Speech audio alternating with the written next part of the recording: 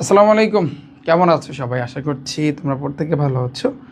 চলে আসলাম ভাইয়া সসীম ধারার দ্বিতীয় ক্লাসটি নিয়ে। হ্যাঁ, তো তোমরা প্রত্যেকে একটু ভাইয়া জয়েন করো, একটু জয়েন করো, আসো। দেখতে পাচ্ছ আমাকে? শুনতে পাচ্ছ আমার কথা?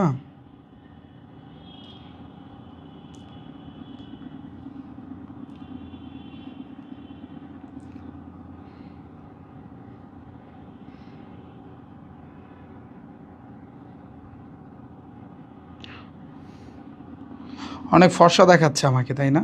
এটা আমি ঠিক করে নিব, অনেক সমস্যা নাই। এটা একটু লেট হবে, আমি ঠিক করে নিব অনেক। ওয়ালাইকুম আসসালাম ভাইয়া, ভালো আছো সবাই? সবাই ভালো আছো?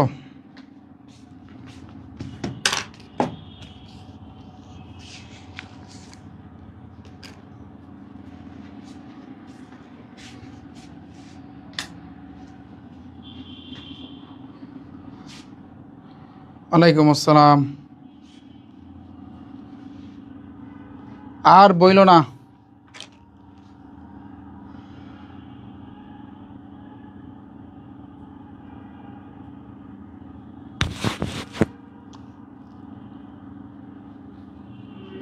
ওয়ালাইকুম আসসালাম। আচ্ছা, আজকে সকালের ক্লাসটা কে কে দেখছিলে একটু হাত তোলো, একটু আমাকে একটু জানাও।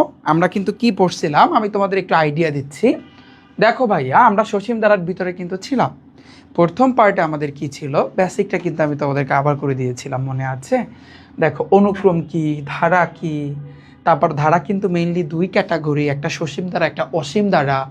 সসীম ধারার ভিতরে কিন্তু সমান্তর ধারা ছিল, গুণোত্তর ধারা ছিল। সমান্তর ধারা তুমি কিভাবে বুঝবা যে এটা একটা সমান্তর ধারা? যদি ভাইয়া তোমার বিয়োগ ফলটা সমান হয়, তাই না? এবং আমরা জানি সমান্তর ধারাকে ডি দ্বারা প্রকাশ করে। সমান্তর দ্বারা এনতম পদের সূত্র কি ছিল? A plus N minus one into D. আবার সমষ্টির কিন্তু সূত্র ছিল S N equal N by two into twice A plus N minus one into D. তুমি জানো এখানে এ দ্বারা কি বোঝায়? তোমরা প্রত্যেকে জানো এ মানে প্রথম পদ আর ডি মানে সাধারণ অন্তর। হ্যাঁ, আমরা কিন্তু এই জিনিসগুলো কিন্তু ভাইয়া শিখে ফেলেছি, থ্যাংক ইউ সো মাচ। হ্যাঁ, এটা কিন্তু তোমরা প্রত্যেকেই ভাইয়া দেখেছো, আমি আশা করছি তোমরা প্রত্যেকে ভাইয়া পারবা, তাই না? যদি পারো, এবং আর একটা জিনিস শিখাইছিলাম যেটা তোমার টানা মুখস্থ করতে হবে, এটা শুধুমাত্র ভাইয়া এমসিকিউর জন্য, আমি আবারও বলতেছি। ধরো 1 2 3 4 এগুলা কিন্তু আমরা জানি স্বাভাবিক সংখ্যা, আর স্বাভাবিক সংখ্যার ক্ষেত্রে যেটা কাজ করে N into N plus one by two, এটা। তারপর আবার এগুলো কিন্তু সমষ্টি সূত্র, স্বাভাবিক সংখ্যার সমষ্টি। সমষ্টি মানে কি ভাইয়া? যোগ করা। যেমন তুমি দেখো, একের লাগে দুই যোগ করছি, দুইয়ের লাগে তিন, তিনের লাগে চার, আমি কি করছি? আমি কিন্তু যোগ করেছি। তো যোগ যদি আমি করে থাকি, তাহলে সেক্ষেত্রে আমাদের স্বাভাবিক সংখ্যার সমষ্টি সূত্রটা হবে N into N plus one by two. যদি এটা বর্গ থাকে, তো বর্গের সমষ্টি কিন্তু হবে N into N plus one into twice N plus one by six, এটা মাথায় রাখবা। যদি ঘন থাকে, তাহলে এন ইন্টু এন প্লাস ওয়ানের উপর whole square divided by two. আমরা কিন্তু এগুলো জানি। হ্যাঁ, আচ্ছা, thank you so much, thank you ভাইয়া। তো একটা সমস্যা হয়েছে কি, আমি আসলে এই কিছুক্ষণ আগে এই মানে হচ্ছে ডাক্তার দেখায় আবার আসছে, আমি অনেক অসুস্থ। কারণ এই একটা কথা আছে যে আসলে আমি মেনলি ঢাকা শহরে, আমার ঢাকা শহর আমার জন্য না, বুঝছো? কারণ আমি থাকতে পারি না কেমন জানি। তো এই 2 দিন ধরে একেবারে পুরোই অসুস্থ হয়ে পড়লাম, তোমরা তো ক্লাসের দেখিয়ে বুঝতে পারতেছো। কারণ এটা পরিবেশের সাথে আমি আসলে খাপ খাইতে পারতেছি না, বুঝছো? তো আমি শীঘ্রই আমি আসলে একাডেমিতে করব। আমার ডাক্তার দেখানো লাগছে, আমার টেস্ট দিচ্ছে, কত কাহিনী, এইমাত্র আমি ডাক্তার দেখায় আসছি, বুঝছো? এমন একটা প্যারার ভিতরে আছে, আর এটা অনেক ফর্সা দেখাচ্ছে। আমি এটা ঠিক করব, আজকে একটু কষ্ট করে দেখো, তারপরে ইনশাল্লাহ ঠিক করবো, বুঝছো? আর বললো না, ঝামেলার ভিতরে আছি। এখন আমরা আমাদের টাইপ ভিত্তিক সৃজনশীল দেখো। আচ্ছা, জি ভাইয়া, করাবো। ঠিক আছে, অবশ্যই ভাইয়া করাবো, অবশ্যই কর। যারা টি শার্ট পাও না, আমরা একটু একাডেমিতে যাই, তারপর ইনশাল্লাহ তোমাদের টি শার্ট আমরা দিয়ে দেবো, কোনো সমস্যা নেই। আমরা তো সবাইকেই তো আমরা ভাইয়া পাঠাইছি, তাই না? এমন না যে পাঠাই না। দেখো ভাইয়া, আমি আমি এখন আমার টাইপ ভিত্তিক ম্যাথ বুক থেকে আমার বইয়ের ভিতরে যেভাবে সাজানো আছে বা সাজানো থাকবে, সেই অনুযায়ী কিন্তু আমি টাইপ ভিত্তিক সৃজনশীলগুলো তোমাদের সলভ করাবো। দেখো, এটা চট্টগ্রাম বোর্ড ভাইয়া 25-এ আসছে, তারপর যশোর বোর্ডে কিন্তু এটা আসছে, ঠিক আছে? এখন তুমি একটু খেয়াল করো ভাইয়া, তাকাও। টাইপ নাম্বার 1, টাইপ 1টা কোন ক্যাটাগরি? পদ সংক্রান্ত। তোমার মনে আছে না যে সমান্তর দ্বারা আর গুণাত্মক দ্বারা তুমি কিভাবে আলাদা করবা বা কিভাবে তুমি বুঝবা? আশা করছি ক্লিয়ার। দেখো 5 + 9 + 13 + 17 ফাইন, দ্বারাটির কোন পদ এত? কোনো সমস্যা নাই। আমরা টেকনিকটা কি শিখছি? আমার আগে বিয়োগ করে দেখতে হবে, যদি বিয়োগফল সমান হয় সমান্তর দ্বারা, তুমি 9 থেকে 5 বিয়োগ করো ভাইয়া, তাহলে 6 7 8 9 কত ভাইয়া? 4। আবার 13 থেকে 9 বিয়োগ করো 4, আবার 17 থেকে 13 বিয়োগ করো ভাইয়া 4। তার মানে বিয়োগ করার পর তুমি দেখতে পারতেছো বিয়োগফল কিন্তু সমান আসতেছে। এটা শিওর থাকো তুমি এটা সমান্তর দ্বারা। তুমি লিখবা কি? মনে করি লেখো ভাইয়া, অঙ্কটা যখন শুরু করবা, এটা কিন্তু ভাইয়া 25-এর কোশ্চেন, ধারাটির প্রথম পদ। আমার বইয়ের ভিতরেই কিন্তু আছে এটা, আমার বইয়ের ভিতরে যেভাবে থাকবে তোমরা দেখছো না এইবার কি পরিমাণ পুরোই কমান। আমি পুরো একেবারে সেদিন তো ভিডিও করছে তোমরা জানো। তাহলে প্রথম পদ কিন্তু এ, তাহলে এ ইকুয়াল কি আসবে ভাইয়া? 5। আর এটা যেহেতু সমান্তর দ্বারা তার মানে কিন্তু এটা হচ্ছে সাধারণ অন্তর। কি কাজ করবে ভাইয়া? সাধারণ অন্তর। আর আমরা জানি অন্তরকে ডি দ্বারা প্রকাশ করে। পরের পদ বিয়োগ আগের পদ, পরের পদ আছে 9, 9 মাইনাস কিন্তু 5, 6 7 8 9 কত ভাইয়া? 4 আছে। ক্লিয়ার? এখন তুমি একটু খেয়াল করো ভাইয়া, একটা জিনিস তোমার এখানে বুঝতে হবে, ধারাটির কোন পদ 353? মনে করি ধারাটির এনতম পদ 353, ধরে নিচ্ছি। তোমাকে বলছে ভাইয়া কোন পদ, তোমার এটা চিন্তা করতে হবে, এটা এনতম পদ। আচ্ছা তাহলে লেখো অতএব এনতম পদ। ওরা বলছে না এনতম পদ, এনতম পদ। তুমি বলবো ভাইয়া মনে করি আবার লিখবো না, তুমি একবার মনে করি লেখছো না, হ্যাঁ তার আবার লেখার দরকার নেই। তো কোন পদ? এনতম পদ কত? 353, তার মানে ইকুয়াল দিয়ে দাও ভাইয়া 353। ওকে, অসুবিধা আছে? মানে অঙ্ক করার ম্যাজিকই হচ্ছে ভাইয়া এইটা, মাথায় রাখবা। ওরা যেটা বলবে তুমি সেটাই করবা। ওরা বলছে কোন পদ 353, তুমি লেখছো এনতম পদ হচ্ছে 353। ওকে, আচ্ছা তাহলে তুমি চিন্তা করো এনতম পদের সূত্র কি বলো তো? আমরা জানি সমান্তর দ্বারা ক্ষেত্রে এনতম পদের সূত্র হচ্ছে a + n - 1 * d। তাহলে তুমি চিন্তা করো a + n - 1 * d যদি এনতম পদের জায়গায় এটা আমি অ্যাপ্লাই করি, অসুবিধা আছে? কেউ কি আমাকে বলবে যে রিফাত তুমি লেখছো কেন? কেউ বলতে পারবে? কারো সাহস নেই। এবার আমি যদি ইকুয়াল 353 দিই, ভাইয়া তোমার অসুবিধা আছে? অসুবিধা নেই। এখন তুমি চিন্তা করো, একটু ডিপলি ভাবো, এ মানে কি? প্রথম পদ। প্রথম পদ কত আছে ভাইয়া? 5। তাহলে তুমি দাও 5 প্লাস এখানে n - 1 পাশাপাশি আছে মানে গুণ অবস্থায়, ডি এর মানটা আছে কিন্তু ভাইয়া 4, তাহলে 353। ওকে, তাহলে বা তুমি চিন্তা করো ভাইয়া এই 5-এর আগে কিছু নাই মানে প্লাস আছে, ওই পাশে গেলে মাইনাস হয়ে যায়, 4-এর লাগে ও গুণ ও গুণ। আচ্ছা এটা আমি আপাতত এখানে রাখি, 5 প্লাস 4-এর সাথে n গুণ করলে 4n, এখানে মাইনাস আসবে, 4 4 ইকুয়াল 353। বুঝতে পারছি ভাইয়া? বলো তোমাকে আমি বুঝতে পারছি? আচ্ছা টাইপ আছে এখানে ওভারঅল 3-4 টাইপের অঙ্ক আছে। আমরা কিন্তু এই সৃজনশীল এগুলো কিন্তু সংক্ষিপ্ত প্রশ্ন থাকবে, প্যারা নেই। তাহলে দেখো বা যেহেতু তোমার টার্গেট ভাইয়া এনের মানটা বের করা বলছে না কোন পথ, হ্যাঁ তো এনের মানটা বের করতে হলে 4nটাকে রাইখে দেবা বাম পাশে। আর আরেকটা হিসাব করি, 5 থেকে 4 বিয়োগ করলে কিন্তু তুমি ক্যালকুলেটারে চাপ দাও, দেখো +1 থাকবে। কেন ভাইয়া +1? 5 বড় না 4 বড় বলো তো?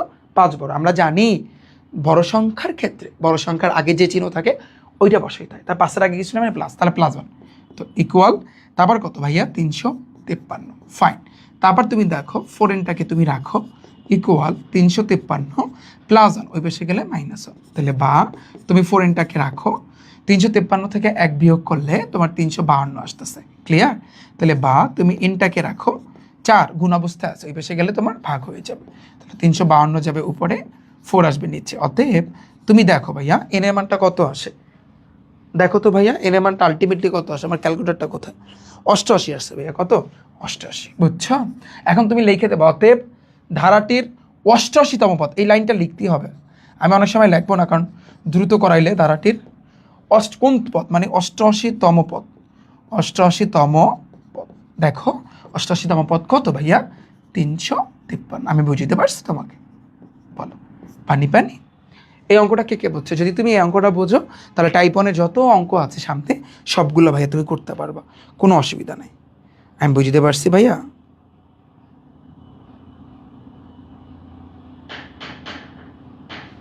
আমি বুঝতে পারছি তোমাদের? বলো ভাইয়া।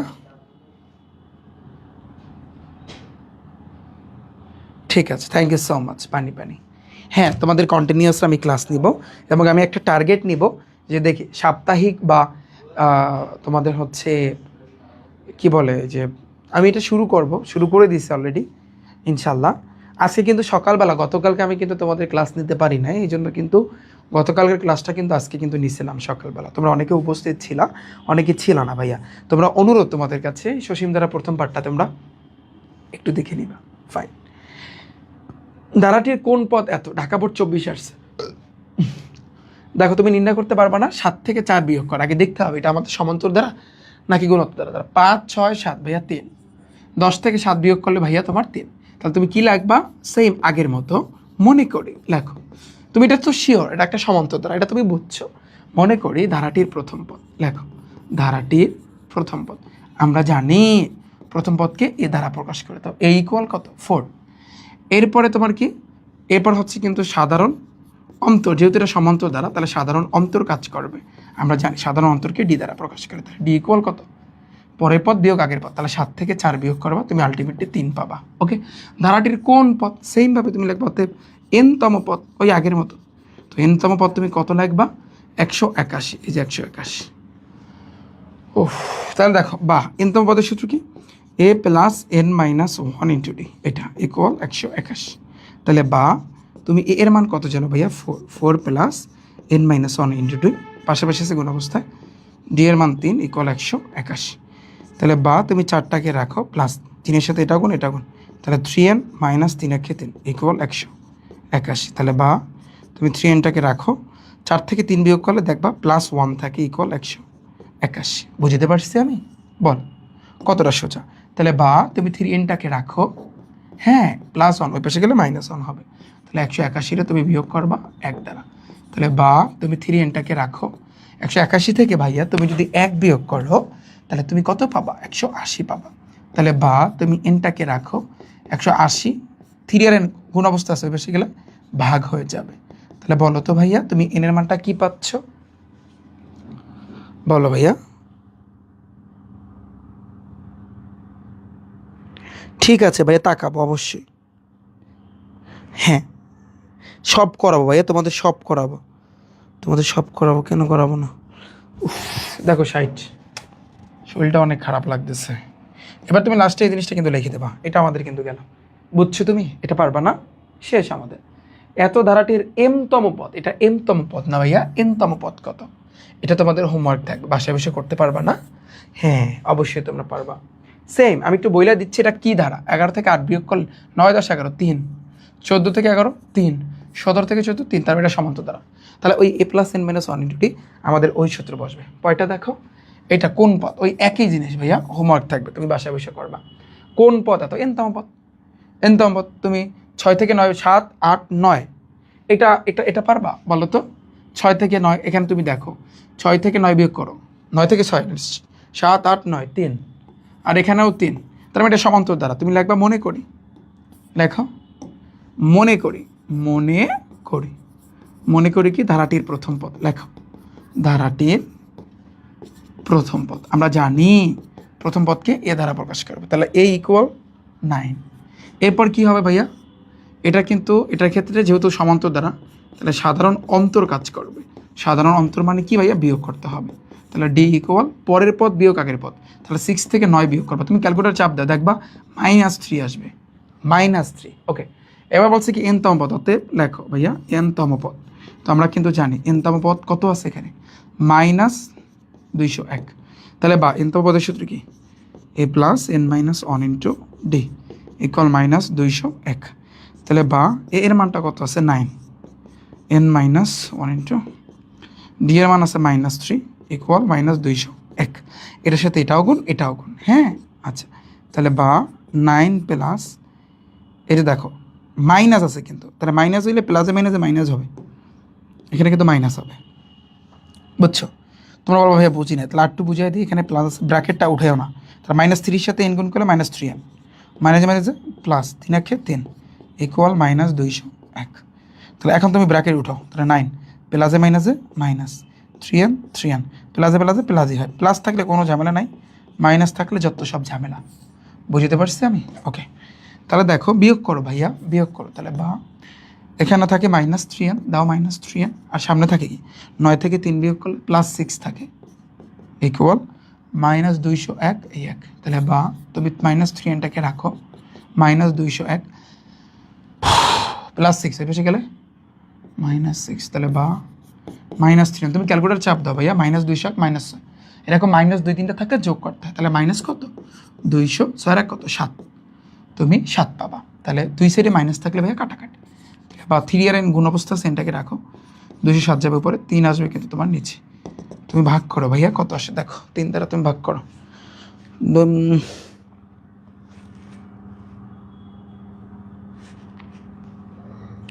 তুমি ভাগ করলে দেখবা 71 পাবা। ভাই 71, এটা আমাদের আনসার। পানি পানি ভাইয়া, আমি আসলে আজকে পারবো না, কারণ আমার শরীরটা অনেক খারাপ লাগতেছে। তো টেস্ট দিছে আমাকে, তারপর ঔষধ দিছে, ঔষধগুলো খাইতে হবে, এখন পর্যন্ত খাই না, বুঝছো? আমি ভাইয়া ভোকেশনাল গ্রুপে এই ক্লাস তো তোমাদের ভাইয়া, ভোকেশনাল গ্রুপদের জন্য এই ক্লাস, এটা তো শুধুমাত্র জেনারেলের জন্য এরকমটা না, এটা তো তোমার ভোকেশনালের জন্য, বুঝো না?